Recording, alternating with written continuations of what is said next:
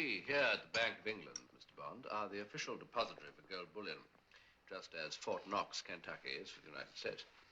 We know, of course, the amounts we each hold. We know the amounts deposited in other banks, and we can estimate what is being held for industrial purposes.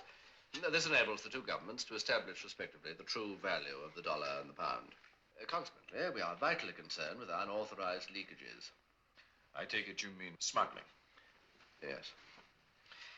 Gold, gentlemen, which can be melted down and recast, is virtually untraceable, which makes it, unlike diamonds, ideal for smuggling, attracting the biggest and most ingenious criminals. Thank you, Brunstone. That'll be all. Thank you, sir. Have a little more of this rather disappointing brandy. Well, what's the matter with it? I'd say it was a 30-year-old fiend indifferently blended, sir. With an overdose of Bombois. Colonel Smithers is giving the lecture, 007. Gentlemen, Mr. Goldfinger has gold bullion on deposit in Zurich, Amsterdam, Caracas, and Hong Kong, worth 20 million pounds. Most of it came from this country. Well, why move it? Because the price of gold varies from country to country. If you buy it here at $30 an ounce, you can sell it in, say, Pakistan at $110 and triple your money. Providing, of course, you have the facilities for melting it down. And has he? Apart from being a legitimate bullion dealer, Mr. Goldfinger poses... no, that's not quite fair. Is, among his many other interests, a legitimate international jeweler. He's legally entitled to operate modest metallurgical installations. His British one is down in Kent. As yet, we've failed to discover how he transfers his gold overseas. And Lord knows we've tried. If your department can establish that it is done illegally, then the bank can institute proceedings to recover the bulk of his holdings. I think it's time Mr. Goldfinger and I met. Socially, of course.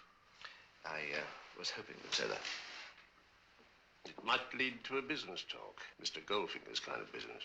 I need some sort of bait. I quite agree. This is the only one we have from the Nazi horde at the bottom of Lake Toplitz in the Salzkammergut. But there are undoubtedly others. Mr. Bond can make whatever use of it he thinks fit. Providing he returns it, of course. It's worth £5,000. You'll draw it from Q Branch with the rest of your equipment in the morning. Of course, sir.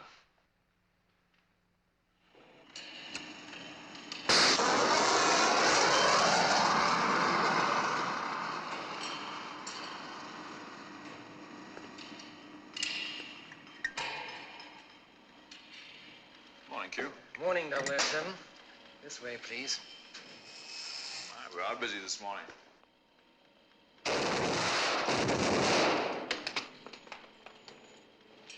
It's not perfected yet. Where's my Bentley? Oh, it's had its day, I'm afraid. But it's never let me down. M's orders, 007. You'll be using this Aston Martin DB5 with modifications. Now, pay attention, please.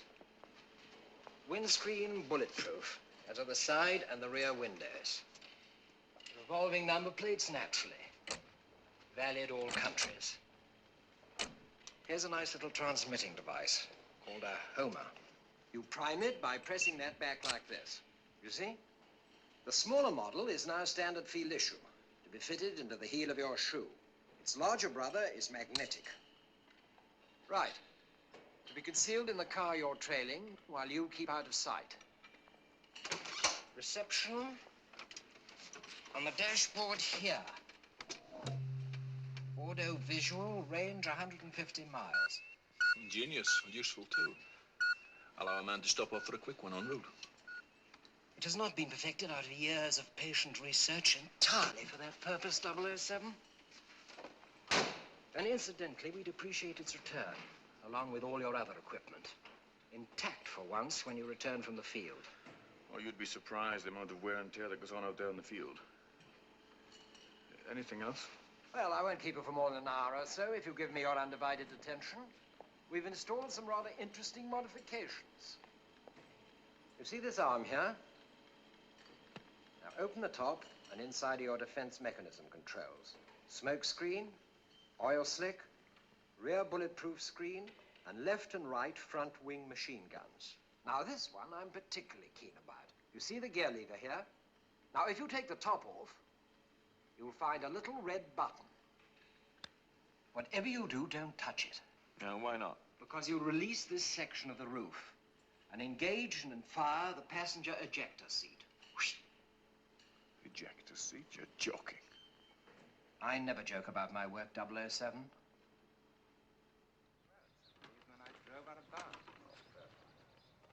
Ready, Blacking? Yes, sir.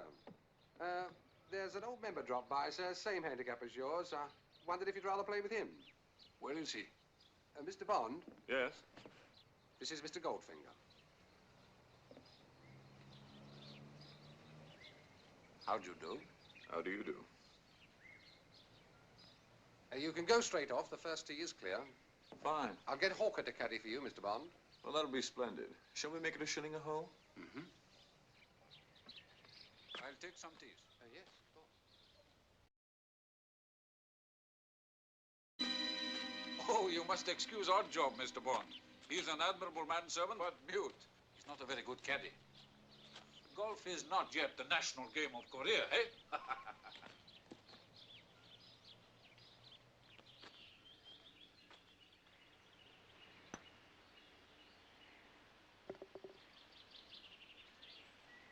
This meeting is not a coincidence, eh? What's your game, Mr. Bond?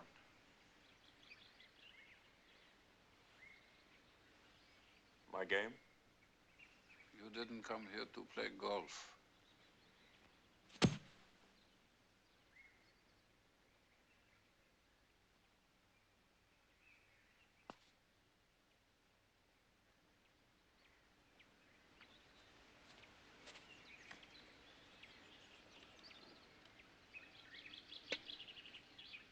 In 1940 smelt from the Wegener foundry at Essen.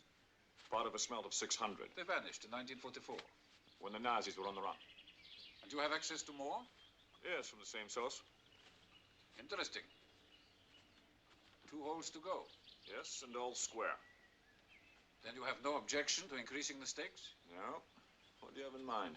The bar of gold you have with you, naturally. It's worth 5,000 pounds. Oh, I'll stake the cash equivalent. Naturally.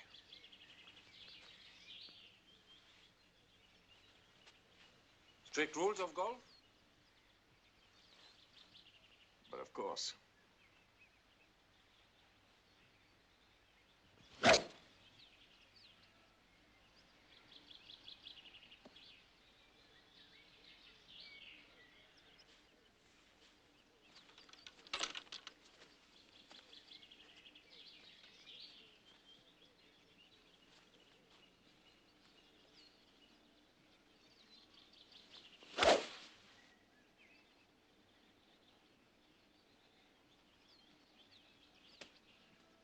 Oh, bad luck. You're in the rough.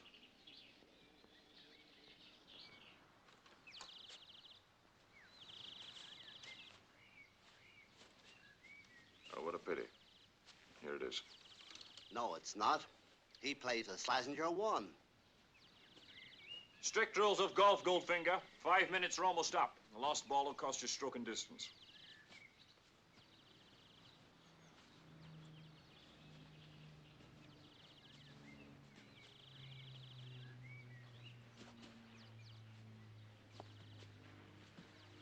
Uh-oh.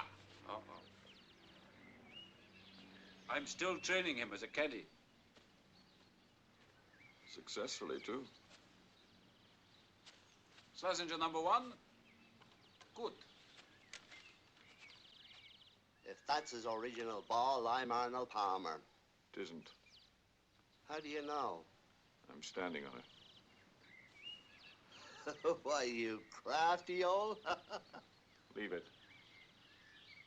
The ball you found, sir? Yes, Slazenger 7. Let's have a little fun with Mr. Goldfinger.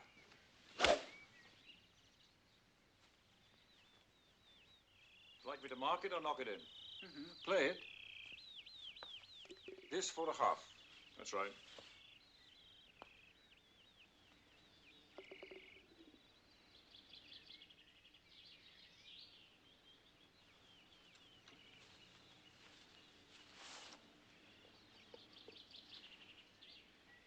One to go. That'll be the clincher.